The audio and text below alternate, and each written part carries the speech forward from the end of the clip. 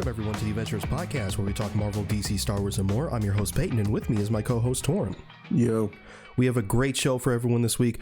We're going to be talking about the series finale, or the last season of Superman and Lois.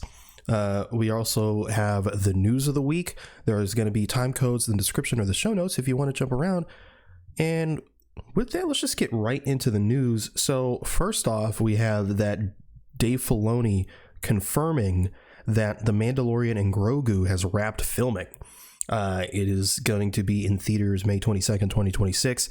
This is kind of crazy because I don't know if there's ever been a Star Wars film that just, they announced it, they filmed it in like radio silence, no set photos, no leaks, no news, no nothing.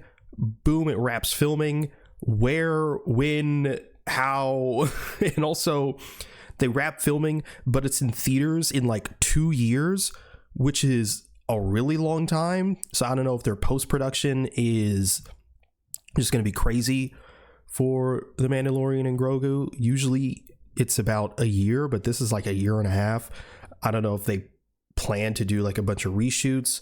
Maybe they filmed a majority of the stuff, but they need Pedro Pascal in person, but he was busy filming Fantastic Four, so they have some stuff with Pedro Pascal said. I don't know, but it's wrap filming, so I guess we'll see again in theaters May 22nd, 2026. Really excited for that. Moving on to some Marvel news. This is according to Collider. Wilson Bethel, who plays Bullseye, I almost said Deadshot, who plays Bullseye in Daredevil, the Netflix series, says that Daredevil Born Again is set 5 years after the Netflix series. And if I am correct, I think season 3 took place in 2018. Yeah. So Born Again would take place in 2023, which would also mean it takes place pretty shortly after the blip.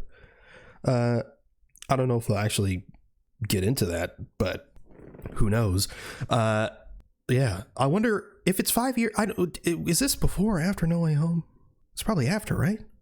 Well, 5 years after 2018. No, it would have to be before. No. Yeah, it's before. It has to be before No Way Home. Huh. Interesting. Pretty sure No Way Home takes place like. Yeah, I think there's a time jump in No Way Home, so it's like 2024, 2025. Yeah. So either Wilson Bethel is wrong, or it just takes place before No Way Home. Better not do some fucking homecoming shit like that. 8 years later. Oh no. Yeah, like what the fuck? This is according to the Happy, Sad, Confused podcast. James Gunn reveals that they had plans for 3 spin-offs for the Guardians of the Galaxy while he was at Marvel Studios, obviously before he became the head of DC Studios. I'm curious if this was still in place when he was doing like the Suicide Squad and shit. But now that he's at DC Studios, this shit definitely not happening. Or if it does happen, it'll be without James Gunn. There was going to be a Ravager series, and we actually knew this because James Gunn has expressed in the past that he always wanted to do a Ravager series, specifically with the little group that he established in Volume 2 that Gamora then joined at the end of Volume 3. A legendary Star-Lord project, which I imagine is what was teased at the end of Guardians 3. Don't know if that's going to ever happen now. And a Rocket and Groot project. I don't know what that would be, but maybe it'd be like Rocket and Groot with the new Guardians team. I'm not sure. But needless to say, this is definitely not happening now. Again, unless it's without James Gunn. Although I will say, James Gunn, I believe on Threads, was asked if they ever do use the Guardians again in any of the future MCU films, if he'll be a producer and like how that would work legally. And he said maybe he was like he'd be like a producer, maybe in like name only, or maybe he'd do some consulting, but it would technically be quote unquote produced by James Gunn. So that'd be pretty sad. It's just the guy working at the head of DC Studios producing a Marvel film just sounds weird, even though it's James Gunn. But Short week of news today. Not a pretty slow news week, because that is all of the news, which means it's time to move on to our topic, Torn, which is Superman and Lois and it ending. Such a good fucking show, bro. Yeah, I will say it's weird, man, because we're talking, because the first season ended, I think, like a month before we started this podcast, which is weird to think about. We've essentially been doing this podcast as long as the show's been around. Yeah. It's a bittersweet moment because, number one, the show's incredible, obviously, right? Number two, it was an incredible finale, but number three, this shit was supposed to go on for 7 seasons. Yeah, I know. I was gonna almost be given that Smallville treatment. It's like, and the level of consistency too. No other DC CW series has been this consistent. It's always fallen off by at least season 3.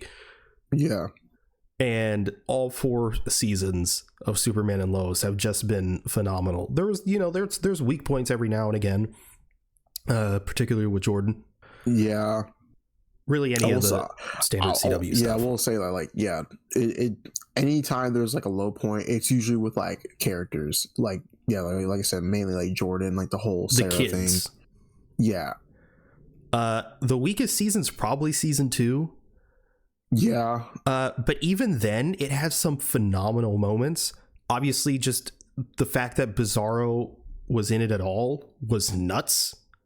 I was like, the fact that they actually made Bizarro work, and they made Bizarro. I never thought I'd see fucking Bizarro in live action, period.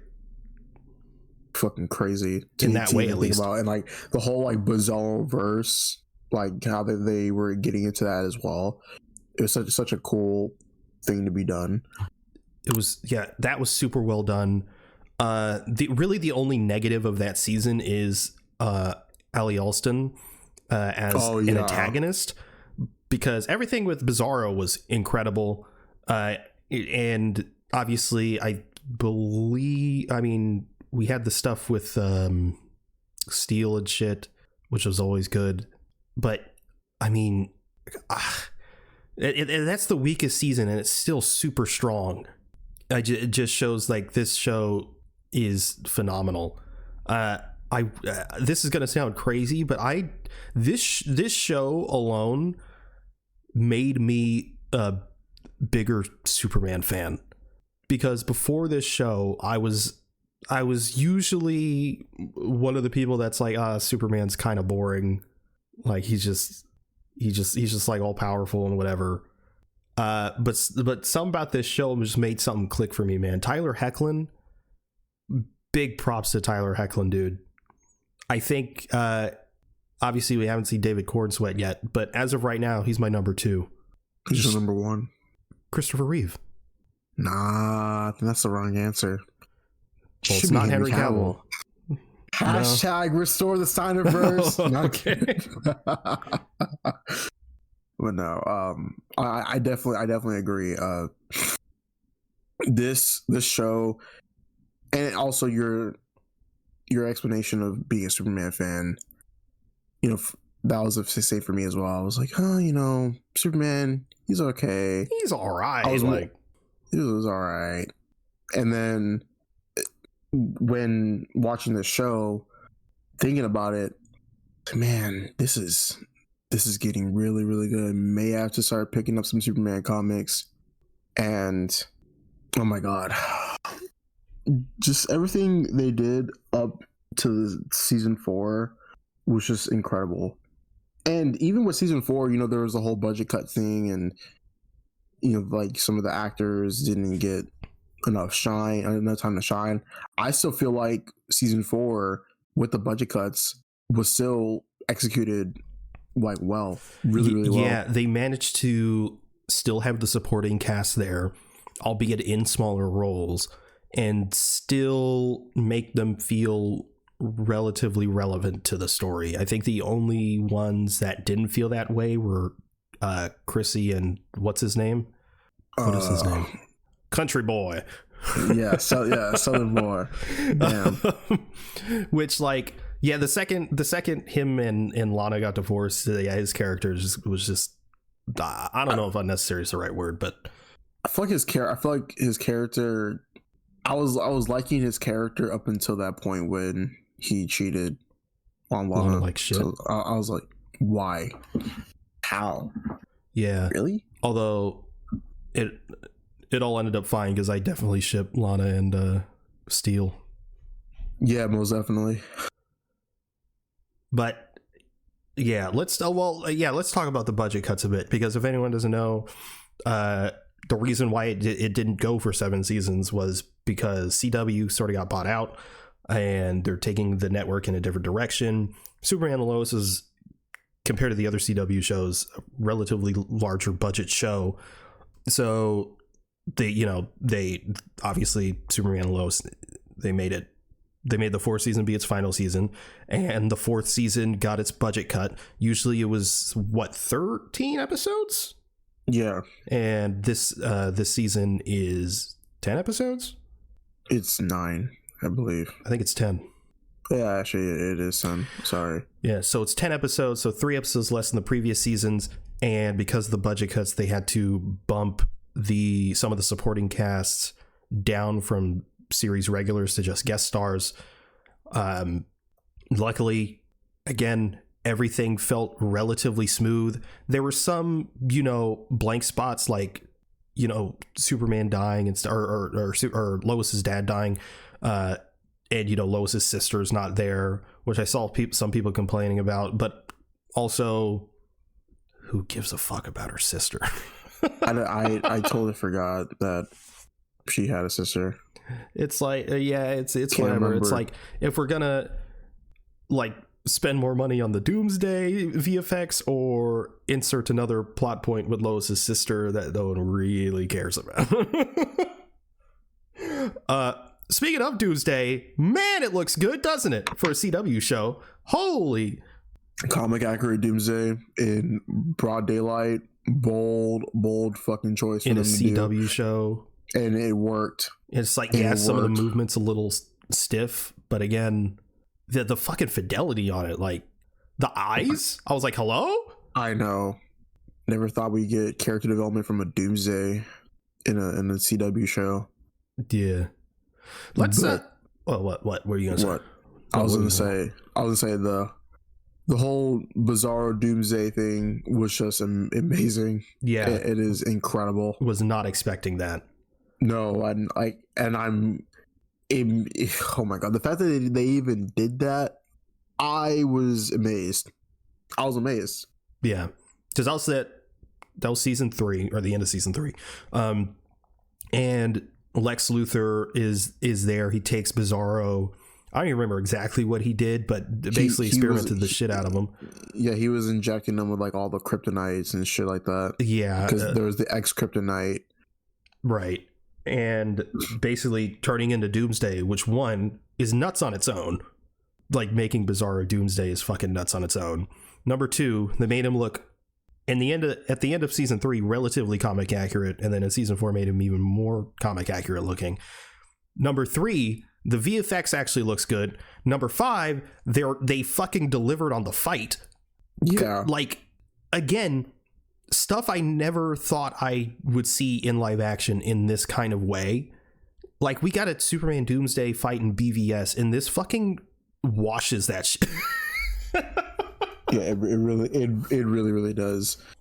Like, what? Like, how the creative team behind this show, fucking huge props to them. Like, the fact that that's even possible to do a show like this, a Superman show, not have it in like a sort of Smallville-esque where everything is clearly like very cheap. No offense to Smallville, but like, I mean, come on, it's also of the time.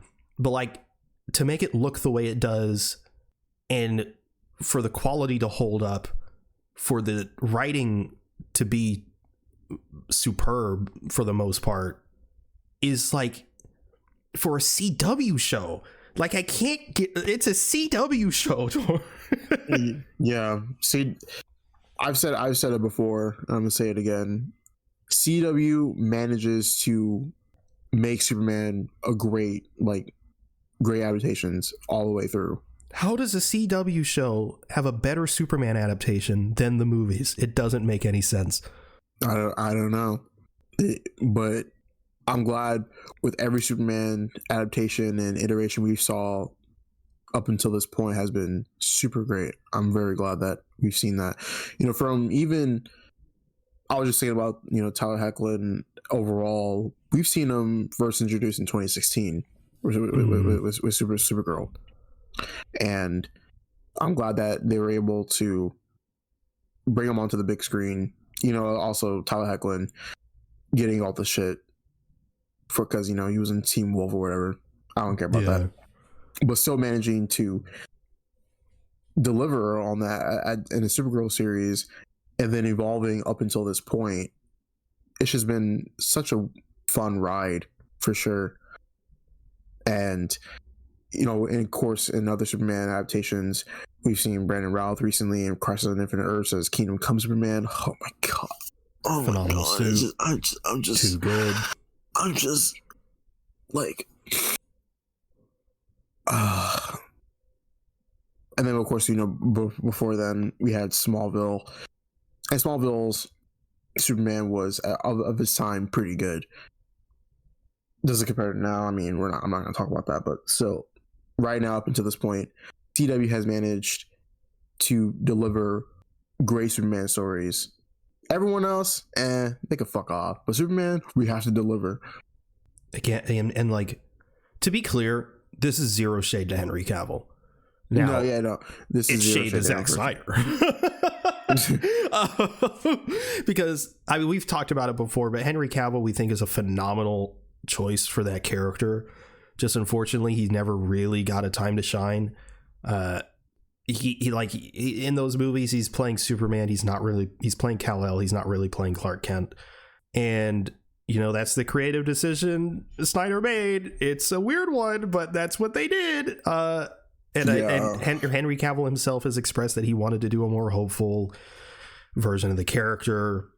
I really would love to see that, because I don't doubt that he would have knocked it out of the park. But unfortunately, we never got that. We're never going to get it. So unfortunately, he's bottom tier. Yeah, it becomes a thing to where, like Henry Cavill, he looks great in the suit. He had the potential to deliver. He just wasn't given enough time and enough material to really flesh out the Superman character. And he's been, I feel bad for him overall as somebody, who like, as an actor who continuously wants to be in great projects, and he has the passion to bring these characters to life. It's just they keep fucking him over, and he's gotten fucked over so many times, and it's astounding. We had the whole Justice League 2017 with the floating lip. That was insane. That was atrocious. But then of course, you do the whole reshoots for Zack Snyder's Justice League, which is phenomenal, by the way. You also have the BVS stuff, which is okay in and of itself. But then also they bring him back for Black Adam in a comic accurate, or at least a more colorized suit, in a comic accurate look, with the whole swirl and everything.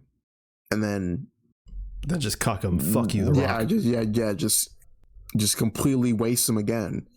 And then there's the whole stuff with The Witcher, which I won't get into, but still, Henry Cavill, he had the potential. It just was never able to be I feel very, very sorry for him. And it's nothing against him, but yeah, that's why he is also a lower tier Superman in my eyes. Luckily, we got James Gunn riding the ship as far as Superman goes. I'm so excited for that movie, man. 2025. It's about to be 2 weeks. for 2 weeks about to be 2025. Yeah. And then we gotta wait 7 months. But back to Tyler Hoechlin for a bit, and more specific to season 4. First of all, his Clark Kent has been phenomenal. He's just been delightful. And what's fascinating is he's never seen any of the Superman movies, but he still manages to understand the character super, super well. He understands that Clark Kent is Superman. Superman isn't Clark Kent. Anytime, like, because obviously he has to reveal his identity in this season, which they managed to do really well. I wasn't sure how they were gonna execute that, but they executed it really well. And it's not like he's like, oh, I'm Superman. He's still just fucking Clark, just walking around Smallville. And that's what, in my eyes, that's what Superman should be. He's only Superman when he needs to be. Other than that, he's Clark Kent. Yes. Yeah, most definitely. But to shift focus a bit, let's talk about Bitsy Tulloch as Lois Lane. Because to me, by far the best Lois Lane we've ever had, period. There's zero competition. Yeah. Bitsy's in the role, she's fearless, courageous, very, very bold, and heartwarming and caring as Lois should be. Intelligent, but not like, yeah. She's like, at times she's a damsel in distress, but she doesn't feel like a damsel in distress. Yeah. Because she always manages to hold her own in some capacity. Like, even when she does get into trouble, she's doing something. She's not just standing there screaming. You know what I mean? Yeah, most definitely. Like she manages to do something with the character, and manages to pull herself together in those situations. She just knocks every single box of Lois Lane, and it's crazy. And there's been so many performances just throughout season 4 alone where I'm just like, she's a phenomenal actress. Yeah, and I don't want to make it sound like I'm putting anyone down. That's not what I'm doing. But like, Rachel Brosnahan is going to be the new Lois Lane in the movie. She has huge boots to fill. She really does, because this is such a phenomenal version of the character. I trust James Gunn, obviously, but like, the writing for Bitsy Tulloch's version of the character is so phenomenal. I mean, the show is called Superman and Lois. You know what I mean? It's her show as much as it is his. And yeah, she just has huge shoes to fill. Because the other Lois Lanes we've gotten, like, oh fuck, what's her name in the originals? Margot Kidder? Is that her name? I don't know. I've never seen it before. Yes, Margot Kidder. God, I'm good. Her Lois Lane is good, but she's you know, it's like those classic Superman comics kind of Lois Lane. That's what they were going for. They executed. If it wasn't for Bitsy Tulloch, she'd be my number one. But a lot of the times she is still a damsel in distress. We have the actress who played her in Batman Superman Returns, who was fine. Again, she didn't do a lot of Lois Laney stuff other than being Superman's love interest. Kate Bosworth. Yes, and, you know, cucking Cyclops. Crazy. And of course we have Smallville, which is whatever. And we have Amy Adams, who is fine, but she doesn't strike me as Lois Lane. Anytime I watch Man of Steel, I'm like, that's Amy Adams. Yeah. I don't know, but Elizabeth Tulloch is just like fucking Lois Lane, and the arc that she goes on, even it's not even just her like reporting and shit, which obviously she does super well. Like, the whole cancer arc was so well done, and it's not it comes into play like maybe a couple times in this season, but like, I don't know, because she has breast cancer in the show, or in the third season. That's that focus. It's done so well. It's ridiculous how well they managed to handle that. And then I'm talking like I'm trying to avoid spoilers, but we're talking about spoilers. We're talking about spoilers. Yeah. It comes back by the finale of this series, which is heartbreaking. But yeah, it's just done super well. It's just done super well. Yeah, going back to the cancer thing, I'm really loving how in the third season alone, you have so much going on with the whole Bruno Mannheim stuff, the whole cancer thing, and the onomatopoeia, and how all that comes together. It makes we got onomatopoeia in live action. Yeah. Think about that, bro. We got onomatopoeia in live action, and it's fucking sick. I know. It's crazy. I when watching the final season, and you know they're saying, yeah, like, you know, Pia loved you as a friend. I'm like, I should have seen it fucking coming. I was like, Pia, onomatopoeia. Wow. Yeah. It's obvious in hindsight. Yeah, it is obvious in hindsight, but something to keep it on onomatopoeia. Something that to be blunt, the finale, specifically like the final, I don't know, 10 minutes, fucking, I was crying like a little bitch. I think what initially got me was when Lana and John Henry got married and Lois said he truly is a man of steel. I was like, oh yeah, oh, it's a good line. It's a very, very good line. Because he's steel, but also Superman. Speaking of which, we got Steel in live action, and he's sick. Well, I know. He's got his hammer and this show, bro. It's done so many things that I've never thought we'd ever see in live action. We got, like, after the Shaq Steel, it's like there's no way we're getting fucking Steel in live action ever again, unless James Gunn pulls something out of his ass because he's James Gunn and he's willing to do something like that. But we got Steel, and he's great. And then they managed to tie in that his suit being the Lex suit, power suit, which is fucking perfect. I don't know if they planned that from the start. I mean, I feel like they initially designed it to look sort of like a Lex power suit because they introduced him as sort of a Lex Luthor. It's so good. What was I talking about? Oh yeah, Pia, because it got me again, and I started to tear up even more when Lois talked to Bruno Mannheim, and she started to tear up and was like, despite everything, Pia was a dear friend to me during her cancer treatment. Like, all of that was extremely real for her, and she values that friendship. I was like, fuck. Like, oh man, this show, man. But like the finale, bro, and that last like 5-10 minutes, bro, they upped us. Like the movie Up, like the beginning of Up. Oh yeah. I was like, these sons of bitches. Like, we got a voiceover from Tyler Hoechlin as Clark Kent. Obviously, he's talking about his family and stuff, and we're going through it's essentially an epilogue talking about like he's growing old and stuff. They got to have their happy ending essentially, and Lois's cancer comes back and she passes. She dies in a fucking super sad fashion, but also like, ugh. And then he got a dog, which is Crypto.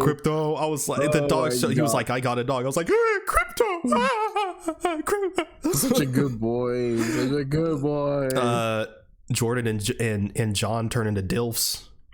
When that happened. they turn into DILFs and super breeders. They got like 7 kids each. Fucking crazy.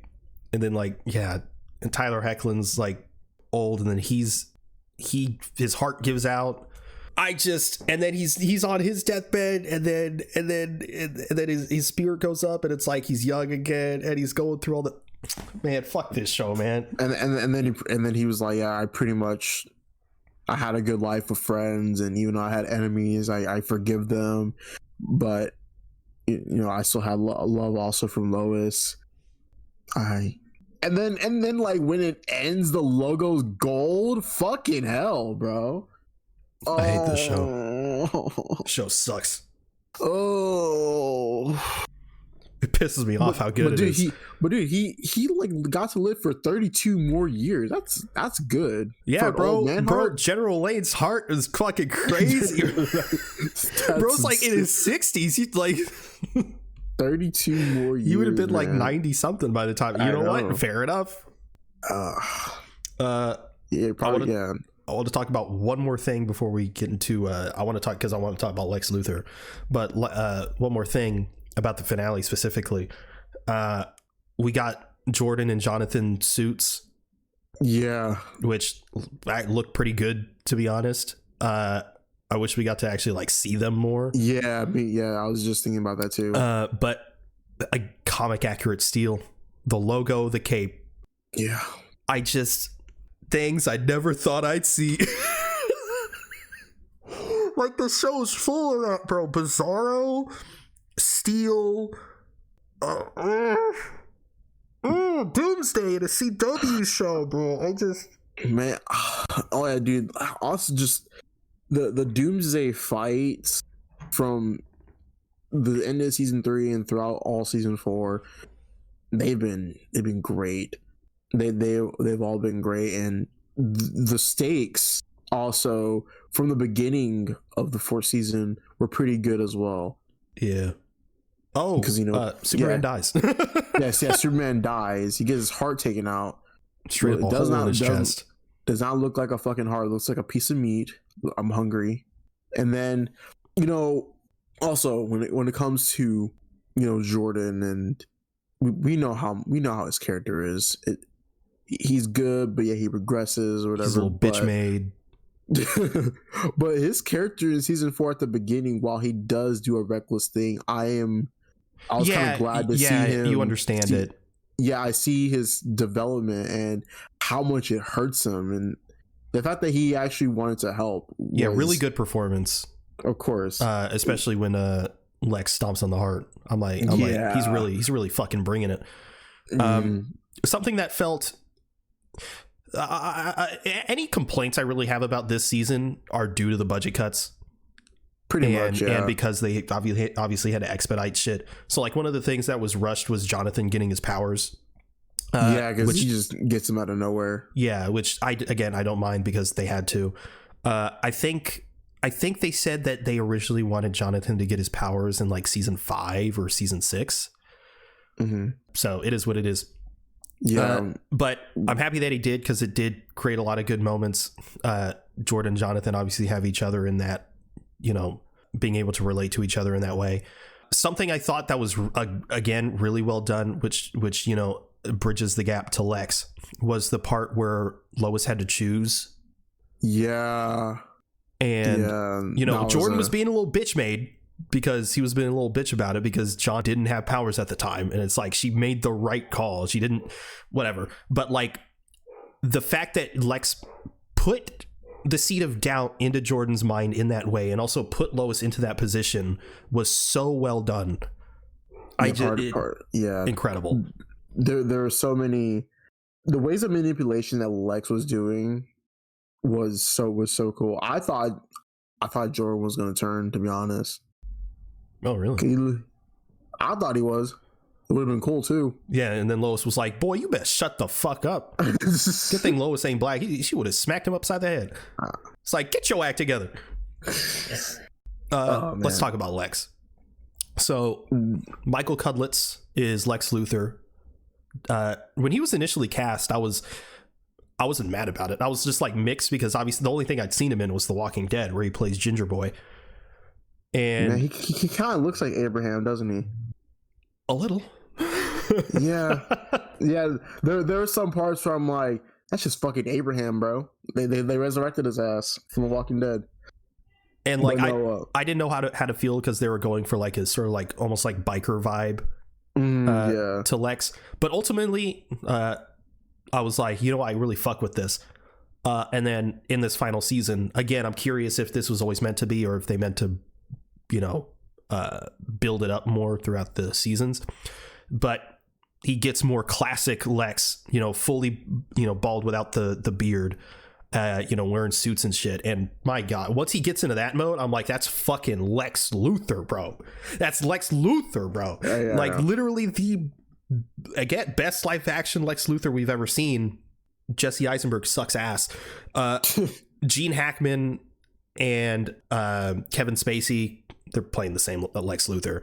Again, for the time, they were really going for they were getting Gene Hackman to be Gene Hackman.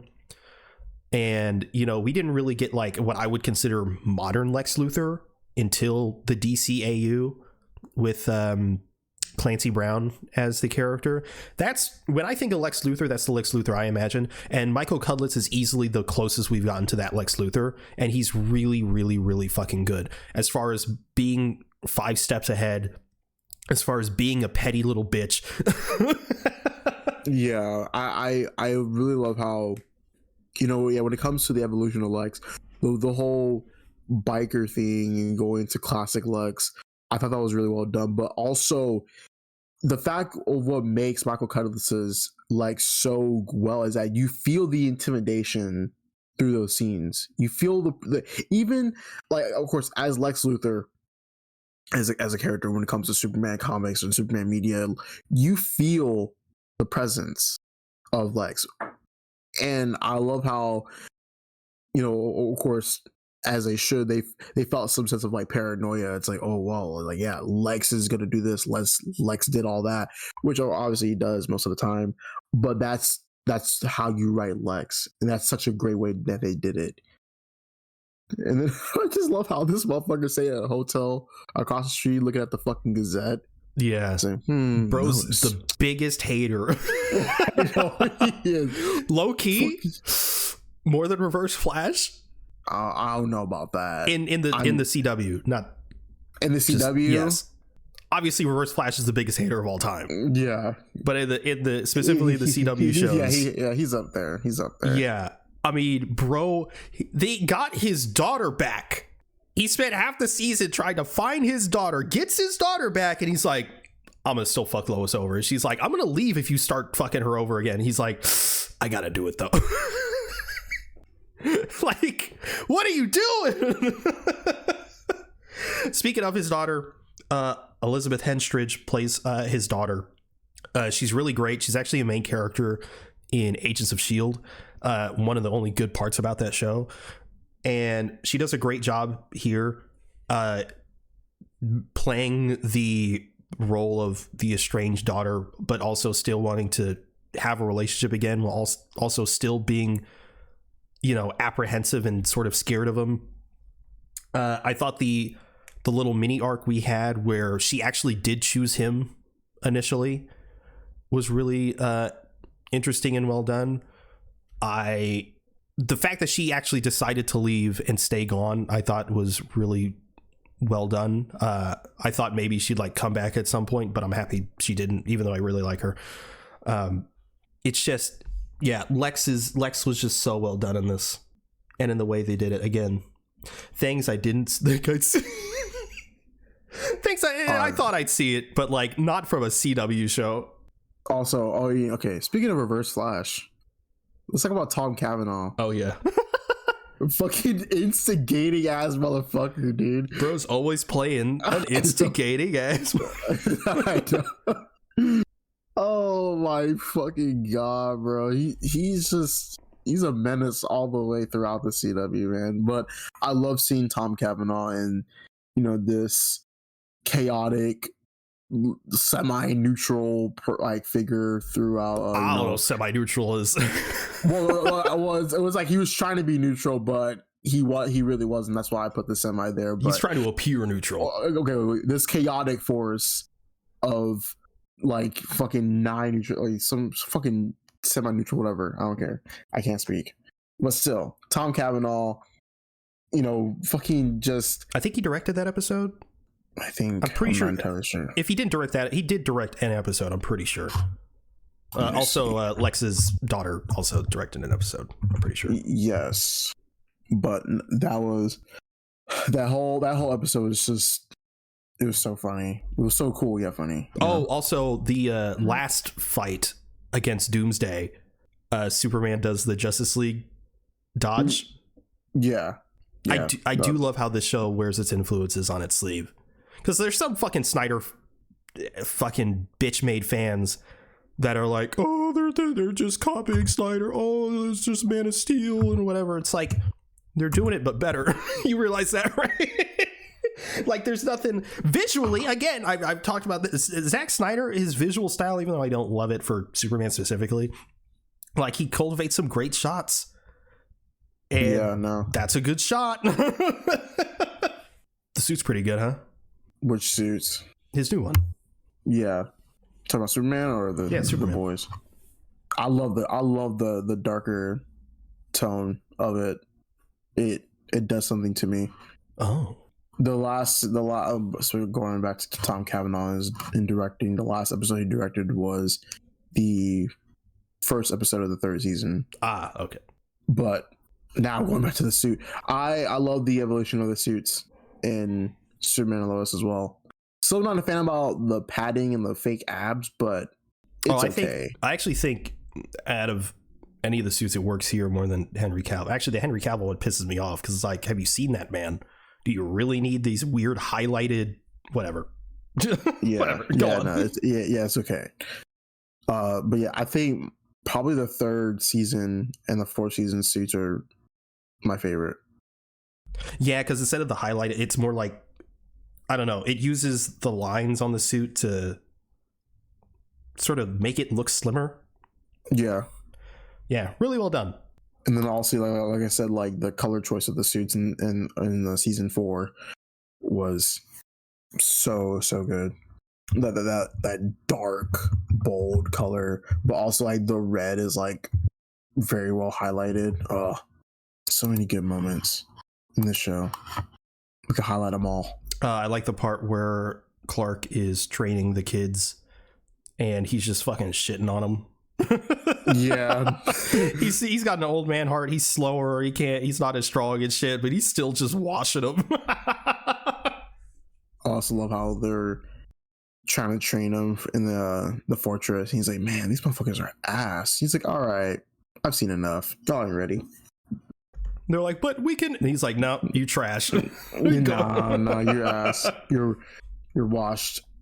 We're talking about Jordan being bitch made earlier. He does have that really nice moment with the lady in the diner. Yeah, it felt like, like bringing that. his entire character arc, together is like, he's dealt with all this, mental health and anxiety and depression and being stressed and sad about shit. He's able to take a moment throughout all the chaos to calm this woman down. Was really, really sweet. It was. I really like that as well.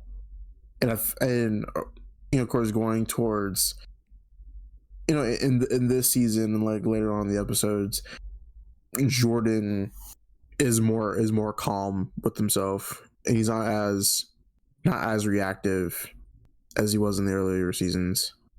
Yeah, after he gets over the whole like Lois choosing John over him or whatever, he gets a lot better. For sure. Speaking of the twins, I want to talk about John. Okay. Bro. Terrible. No, I'm just kidding. Brother.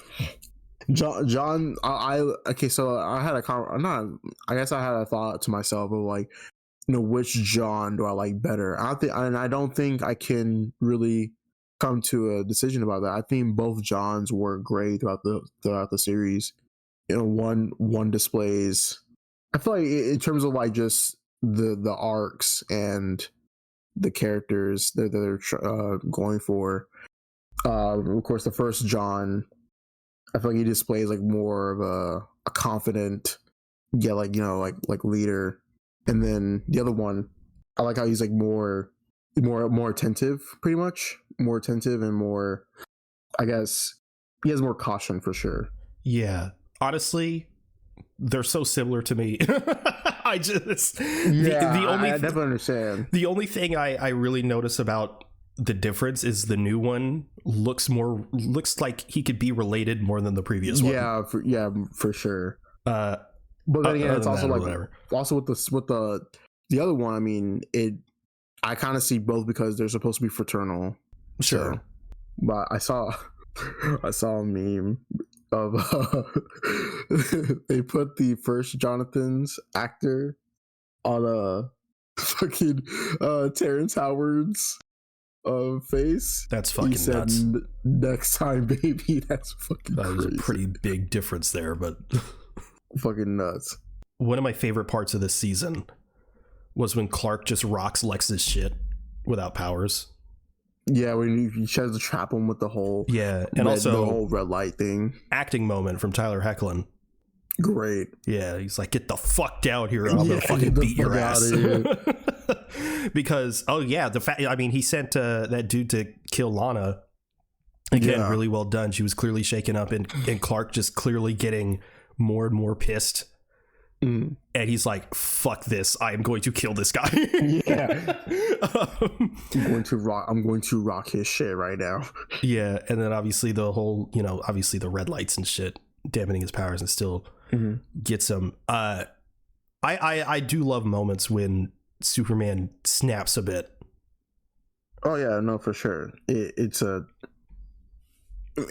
great moment because, or it's great in moments because he can't just be the good guy all the time. He gotta let loose a little bit. You know? Yeah, in fact, in Justice League Unlimited, which I talked about last week, there was a moment where Superman's fighting Darkseid, and Superman's kind of getting his ass beat. He's mostly trying to like protect like his friends and stuff because like Lex and Batman are there, and he's trying to get them to safety or whatever. Although Batman obviously can handle his own. He's fucking Batman. But Superman, he finally gets Darkseid to a place alone, and he's like, all my life, and with every villain I fight, I have to fucking hold myself back because I constantly worry about being too strong, breaking something accidentally. But with you, I can fucking go all out. And I was like, yeah, yeah. And then he rocked his shit. Also, like going back, like the whole, I want to the highlight, not highlight, but you mentioned how the big guy who was trying to kill Lana. I'm surprised he didn't die from Jordan flinging his ass. Yeah, I texted you that. I was like, that dude is dead. If this was a sniper, he's dead, bro. Like, he's paced on that wall. He hit it so hard. I need I need someone to come out and be like, yeah, actually, he has like some sort of super strength or super durability. Because there's no way. Usually I don't care and I let it slide, but he hit that shit so hard. I know I was like, I because of course you watched the early episodes faster than I did. So when I was watching it, I texted you like, oh yeah, he's fucking dead. But then like I see him, I'm like, oh, never mind. Yeah, because I texted you when it happened, and I was like, I'm pretty sure Jordan just killed a guy. But then he came back, I was like, oh, never mind. Somehow he's alive. But going back to that dude, and of course, obviously this is a writing thing, and they knew months and months before the whole budget cuts happening. But the fact that the budget cuts going into the writing, they had the whole guy going in and trying to kill Lana, and then there was the whole like kind of subplot of Sarah wanting to go abroad, and then it's like the whole thing happens. I think it should go abroad. Just write her out that way, and then have her come back at the end of the season. Yeah. And then unfortunately we have the Lana and Steel stuff at the very end of the finale. Unfortunately, should have been all season because they are a good couple. Yeah, because I mean, clearly building towards that at some point, but then they have to like force it to get, or not force it, but expedite it. Yes, having them get married. Although there was a time jump. Yeah, just really well done. It sucks that it didn't get the full 7 seasons that the creators and the creative team wanted. But all things considered, with the budget cuts, it's incredible that the writing didn't really waver. You can just tell that the people behind this show give a shit. Yeah. Whether it's the writers, the directors, Tyler Hoechlin, Bitsy Tulloch, they clearly care. And that's something that, well, we got that in a couple of moments in episodes of the CW, but it's more love here. Yeah, the love came through in The Flash when Kevin Smith was directing. Oh yeah, most definitely. Bro's like, I actually give a shit, so I'm gonna get the most out of this. But fuck, man, probably I don't. As far as Superman media goes, live action that is, I don't even know where I'd put it. Like as a whole, as a show, because I fucking love the Christopher Reeve stuff, but this does so much, and obviously it has a advantage of it being fucking 4 seasons of a TV show. Yeah. But I fucking love the Donner cut of Superman 2. I don't know. The what cut? The Donner cut. Never seen it. You should. I don't think I haven't seen any of the Christopher Reeve stuff, bro. Thank you everyone for listening to Avengers Podcast. We're not doing this show ever again. I haven't seen the Donner cut of Superman 2. Have you seen the theatrical cut? Probably whenever I was younger. Yeah, the Donner cut's a lot better, in my opinion. Anything past Superman 2 I haven't watched. Well, there's Superman Returns, but that doesn't count. As a kid, I was like, wow, this is supposed to be in Christopher Reeve's universe, and didn't realize it until I grew up. Yeah, because Richard Lester directed Superman 2, but Richard Donner directed like half of it. Yeah. And then Richard Lester came in, directed a lot of it, and then luckily Zack Snyder style, except it was a lot later, Richard Donner actually was able to do his version of the film, and in my opinion it's a lot better. But is that Superman and Lois? That is Superman and Lois. Shit, fucking 9 out of 10, bro. That is definitely a 9 out of 10 for sure. The only reason why it's 9 out of 10 is because it ended. Oh, I was gonna say it's because the kids are bitch made sometimes. Oh, well, that's okay. Yeah, I mean, yeah, there was. I feel like a lot of the character progression in writing at some points is definitely with Jordan and the whole Sarah thing. I thought they'd be Endgame, but I guess not. No, they're not. I thought they would be Endgame too. I thought Jordan would come to his fucking senses and be like, yeah, I'm sorry for being a bitch. Yeah, being a bitch. Oh, I have anxiety. Boy, shut the fuck up. Anxiety ain't real. Just get over it. Disclaimer, Payne can say something about that. He has anxiety himself. No, I lied about that. It's actually a front. I don't think there was ever a moment with Clark or Lois that I didn't like. Is that what? I don't think there's a moment with Superman or Lois that I didn't like. Like, I'm trying to think if there was any plot points where I was like, I don't love this. I think it was just whenever it came to Lois, I wasn't. I mean, the whole, the Lois's plot line. I wasn't really a fan of the Allie Allison stuff either. That's just her. I'm just saying, like, in regards to her character. I'm saying in regards to her character. Yeah, but that was mostly to do with Lois's sister. Yeah, that too. Because she was brainwashed. Mm-hmm. Why the fuck would you want to see her? Whatever. Great sacrifice from General Lane. Oh yeah, bro got his neck annihilated. Yeah, after he was buried alive, bro was going through it. Could not catch a break. He definitely couldn't. Sorry, I said we were done. But I just keep thinking about it. Oh man, it's a good show. If you somehow listen to this without and you haven't seen Superman and Lois, fucking give it. I've been trying to get Nicole to watch it because I know she'd like it, but she hasn't fucking done it yet. Damn, ridiculous. I'll try again at some point. I'm just gonna keep pestering her till she does it. I'm gonna do what I did to you with every show I've ever gotten you to watch. Oh. Speaking of which, it's time for you to watch It's Always Sunny in Philadelphia. I'll watch it when it ends. I told you this. It's never going to end. It's the longest running live action sitcom ever made. Yeah, no. It's not even that long. It has to end at some point. Well, yeah, it's going to end at some point. Probably when Danny DeVito dies or something. God forbid. And that won't happen until like 20 years later. That's what we said about Betty White. Damn. Did you watch anything this week? Yes, I did. Let's go to my handy dandy letterbox. I watched.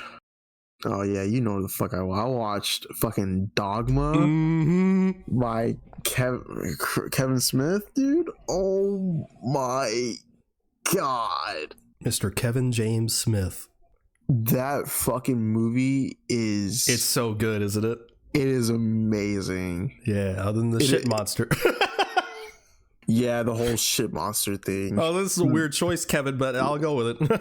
Yeah, it's funny, but no, like that the writing that like I said, this is a very, very, very close second to Chasing Amy, and just everything surrounding the movie and having that criticism of faith and just and for me, I'm not.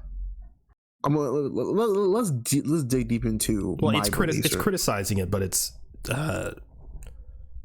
also embracing it at the same time. Yeah, it is embracing it, but the church didn't like that. They deemed it as blasphemous. Goddamn Catholics! No, but it's always the Catholics. When it comes to me in my faith, I guess for me, I'm kind of all over the place. I was brought up in a Christian household. Same. Like any other black family. Yeah, pretty much any other black family in America.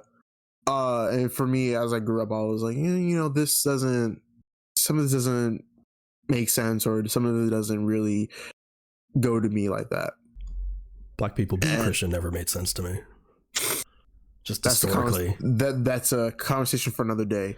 Anyways. Okay. Yeah, I won't get into that. But pretty much, when it comes to my faith, I'm kind of all over the place. I do believe in a God, or at least a deity that has constructed everything out there. Zeus. Yeah, that could be it too. And I really love how, of course, they're in heaven, or at least in the Bible, there are hierarchies of the heavens. You have different angels, the seraphims and everything like that. So I'm really loving how Alan Rickman's character, fucking great. I love Alan Rickman so much. Basically, he acts as like the voice of God, and the main character, I forgot her name. It's been like 9 years since I watched it. Jesus. It's been Jesus. I mean, technically, she is the distant, blood relative of Jesus Christ. What I found super surprising about the film is that Kevin Smith managed to put Jay and Silent Bob in it and it not feel fucking weird and forced and jarring. Yeah, that's the thing too. Because that's actually a pretty good thing. But fucking Jay being Jay, gotta love it. But no, the whole faith thing. I'm really glad that Kevin Smith was able to reference these hierarchies and reference these sort of different angels and incorporate them into the story without it being too cheesy. Because, of course, you have Bartleby and Loki, two different names from different times, still managing to be able to work. But also, what I meant by cheesy, it sounded like, oh yeah, he's just like a god of death, or he's just a god of something else. No, like their roles mean something to not only in this universe but also throughout the story. But my god, there's just so many highlights of this movie besides from the writing. I can't pinpoint all of them, but most definitely Ben Affleck and Matt Damon were incredible in this movie.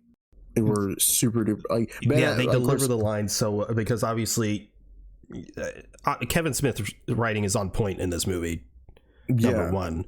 But a lot of the times when you're delivering lines, especially when it has to do with religion, you gotta understand what you're saying when you're saying it, and I feel like that understanding really comes across from both of them.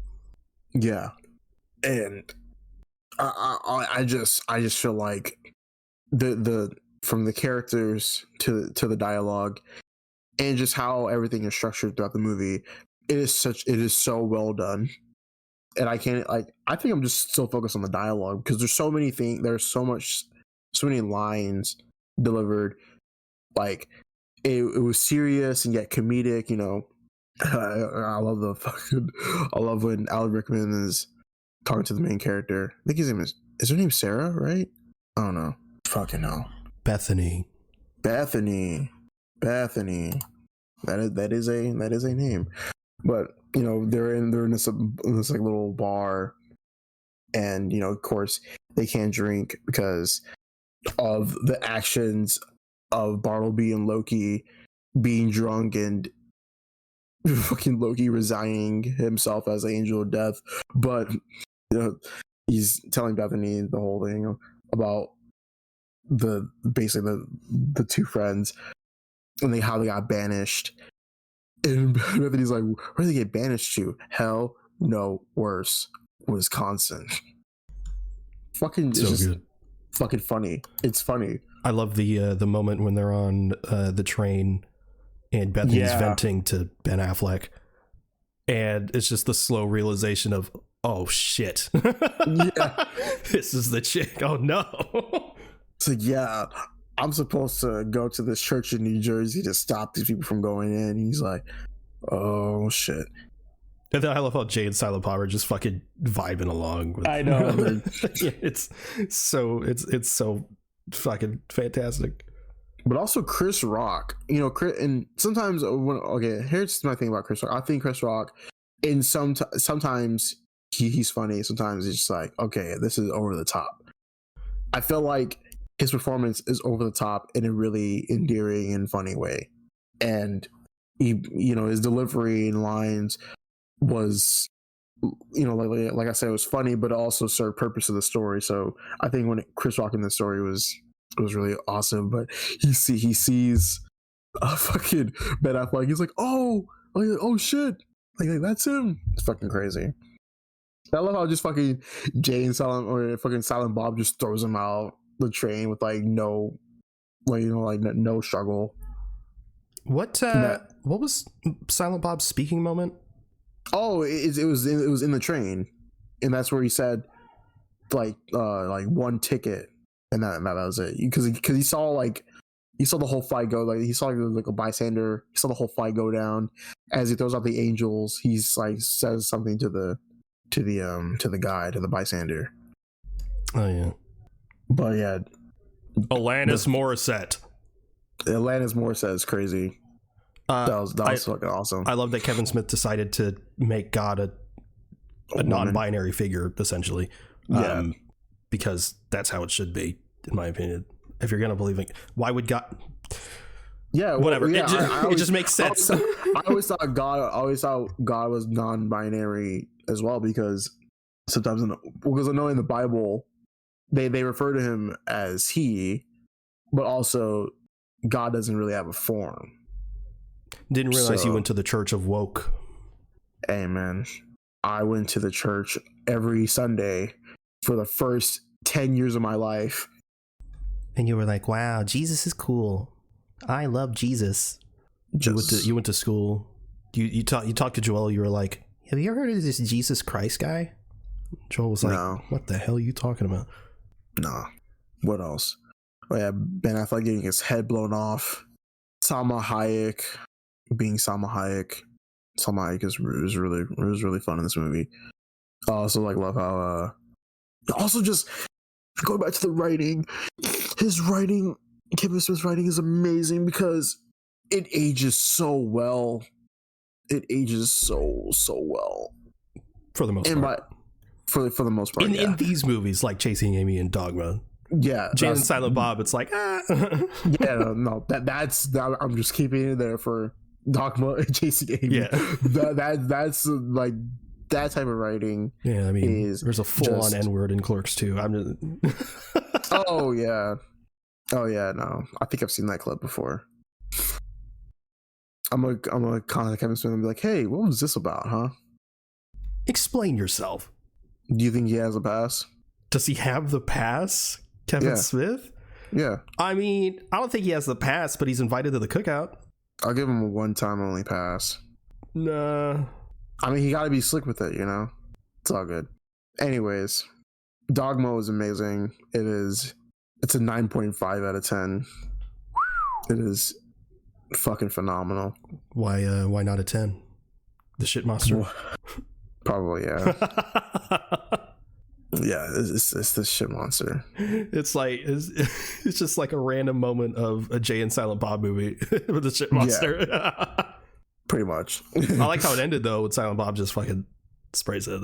It's done. Yeah, that was fun. That was funny. And the other thing I watched was Cobra Kai season 6 part 2. And part 3 comes out in February. I don't know how that shit's gonna end. This whole fucking part shit is so annoying. It is really annoying. It's gonna be like 15 episodes. This is like the longest season by far. And I want to talk about Cobra Kai for a second. And for me, I am a fan of martial arts, and I'm also a fan of the Karate Kid series. The Karate Kid part 1 is very endearing. It's very very campy, very 80s, and part 2 is pretty good as well.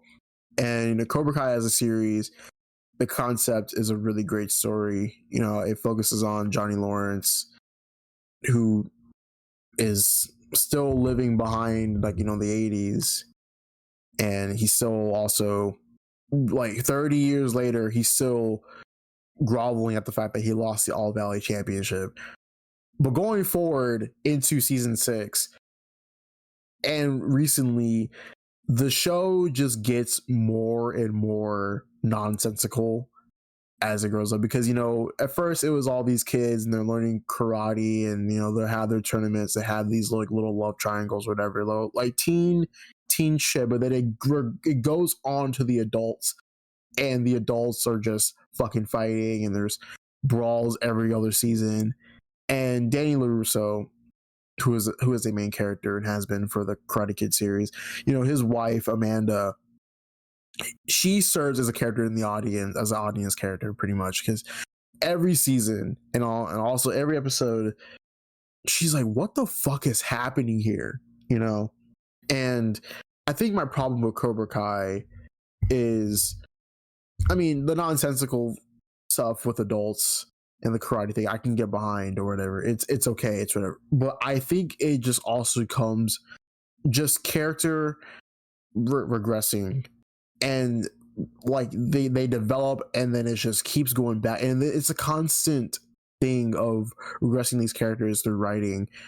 And one of the characters is Robbie, and Robbie is the son of Johnny Lawrence.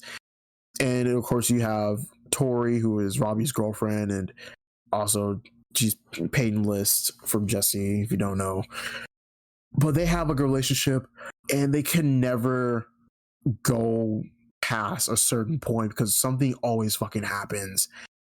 And it's just a thing to where it's like, oh my fucking god, please get to a kind of like a stable point in writing. And then also, Robbie's not the only person that deals with this, but a lot of the characters deal with like regressing, or like just this formula, this formulaic of just, okay, yeah, they're like, something happens, they learn something, blah blah blah blah, and it just gets annoying. And they almost did it with LaRusso and Johnny Lawrence, because they bicker all the fucking time, and the whole thing with the characters is that they have two different styles of thinking, and that always clashes. But it's a constant thing to where they're always fucking arguing, and then when they're arguing, the team fucking falls, and then blah blah blah blah.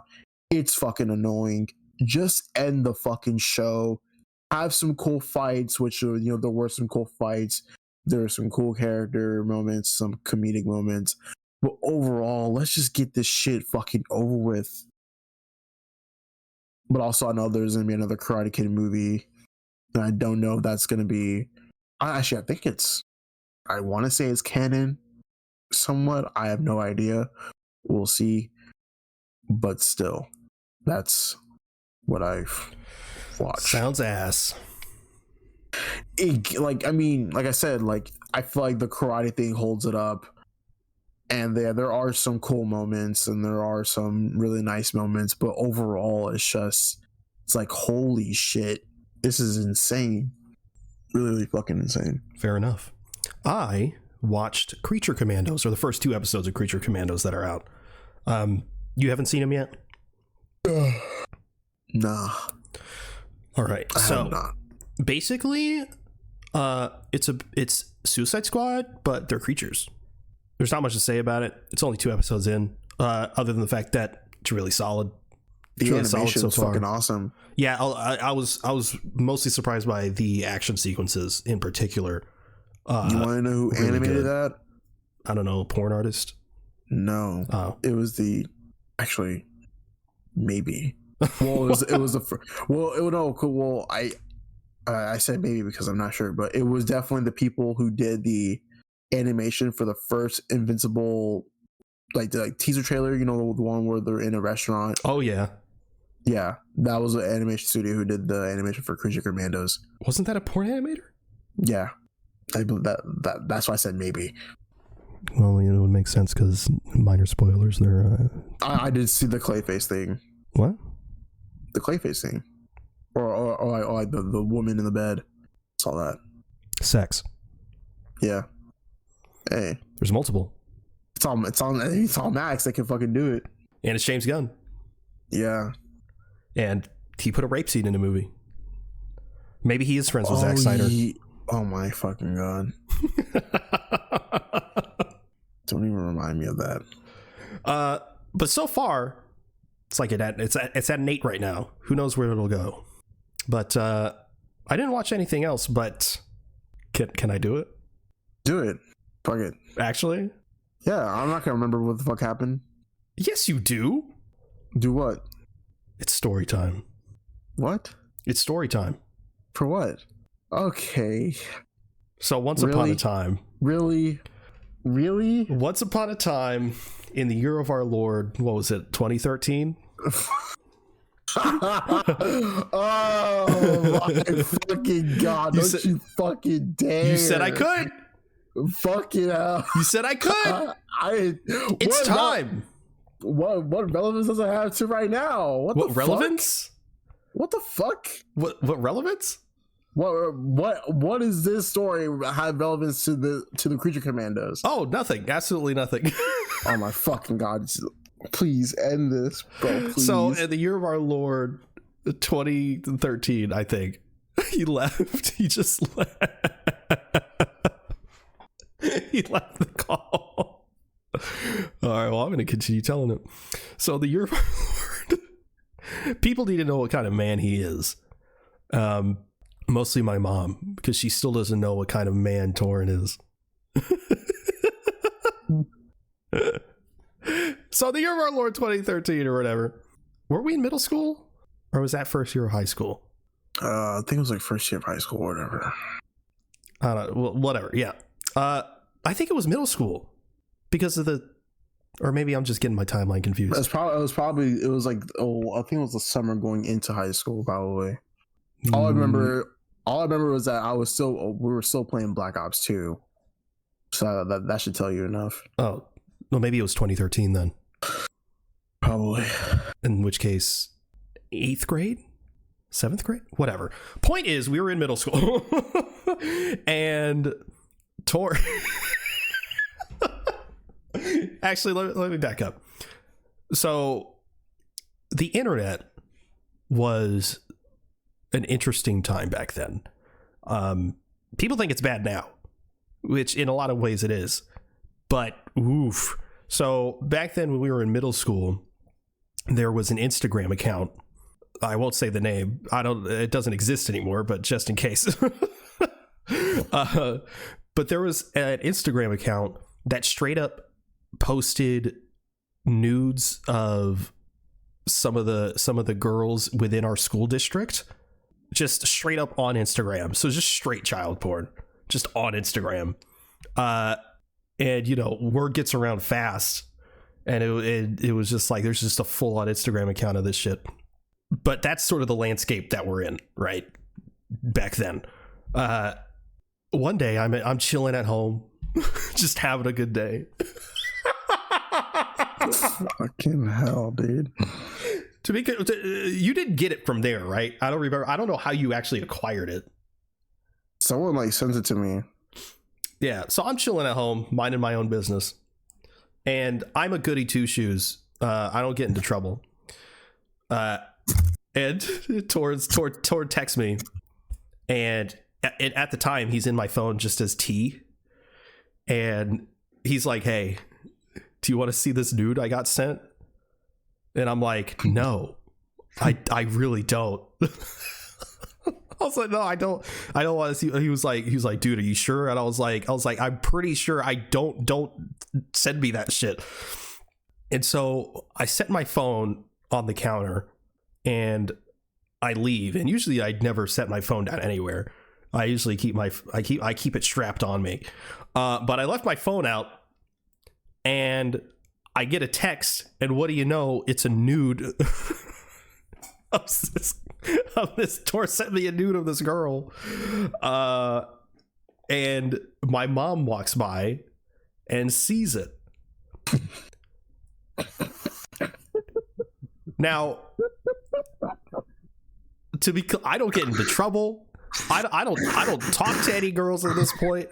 I'm fucking squeaky clean. My mom sees I get a nude from this girl, and she's like, "What the fuck is this?" And she flips out, and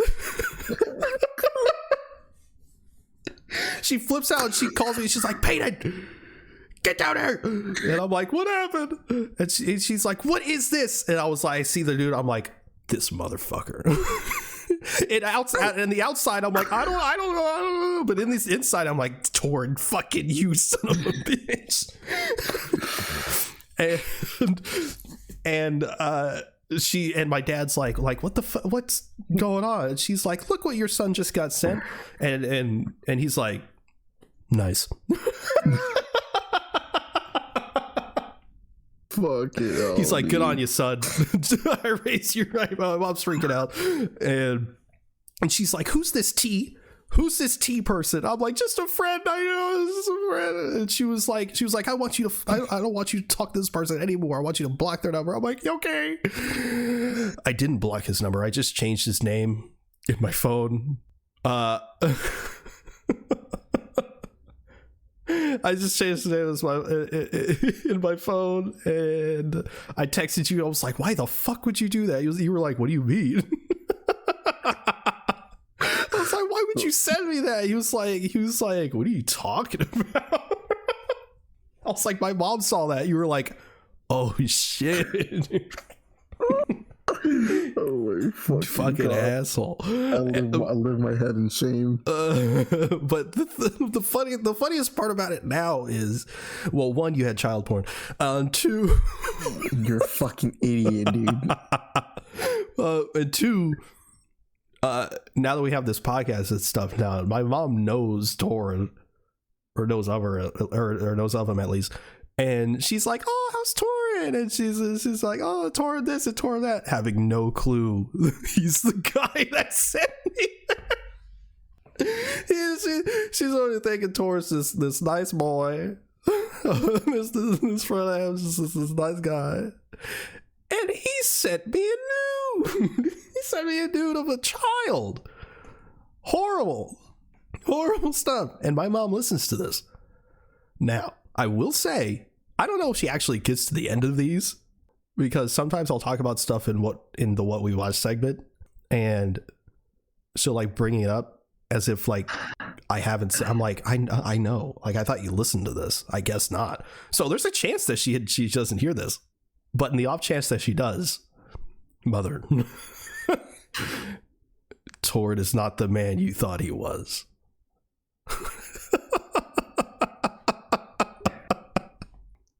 You've changed a lot since then, though. You don't seek out the nudes of women, no, anymore. But it was a good time. I literally just changed your name. Actually, I think your name in my phone might have been Chicken Nugget, and she was like, "Who is Chicken Nugget?" And I changed your name. If only she knew the man you are. She's gonna be like, "I can't believe you started a podcast with that guy now," instead of being like, "Oh, it's Torrin." She got you a gift too. She got you a gift for Christmas. And now you've betrayed her for something you did a decade ago. Anyway, what a lovely thing to end on. Is that the show? Yeah. Well, thank you everyone for listening to Avengers podcast. I'm having a great time.